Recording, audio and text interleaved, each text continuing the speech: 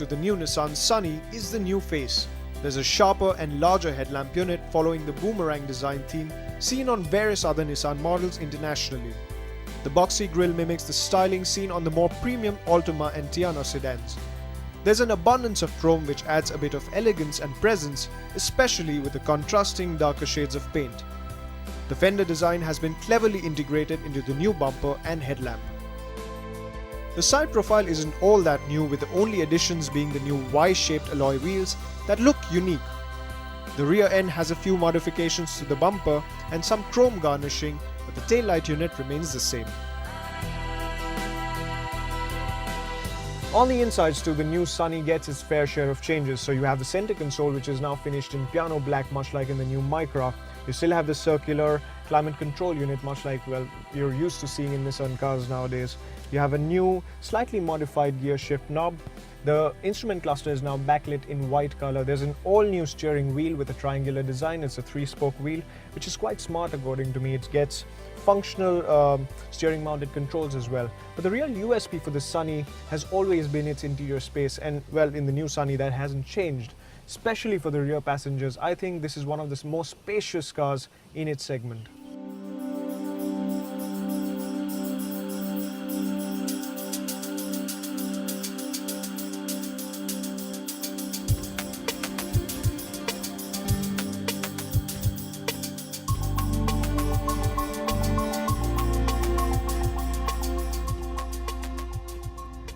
Right, in terms of the powertrain options, not a lot has changed. So you still have the same HR15 petrol engine and the diesel K9K motor on offer just as before. The HR15 petrol engine hasn't been changed at all, but the diesel K9K now gets an ECU remap for further improving the fuel efficiency. Both engines are mated to the same 5-speed manual gearbox, and the petrol engine retains the CVT automatic as well. Now, if you intend to drive this car on your own, I'd suggest you go in for the petrol engine with the manual gearbox. This petrol engine is nice and peppy. It's got about, say, around about 100 PS of max power. And well, the manual gearbox specifically because the CVT, although is more efficient than the manual option, but the CVT isn't as fun to drive. Now, we keep talking about the rubber band effect and the fact that the revs keep on building, but the car really is going nowhere.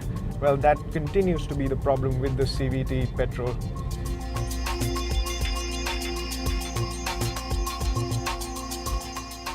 Now, the diesel engine, on the other hand, is the same 1.4 litre K9K engine that you've seen on many Renault Nissan products. Now, on some of these products, this engine makes in excess of 120 to 130 PS of max power. On this, it makes only about 86 PS of max power. And now with this ECU tweak, it's further inclined towards efficiency. Now, this power might not seem inadequate as such, but you load up the car and find yourself a slope, and you're going to find yourself wanting just a little bit more power.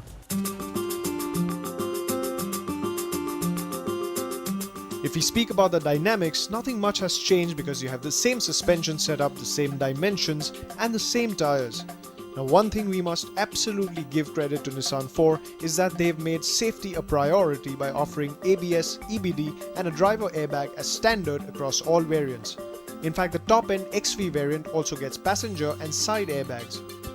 So not only does it boast of truckloads of interior room and boot space, it is also one of the safest cars in this segment. And these are features that make it quite lucrative as a family sedan.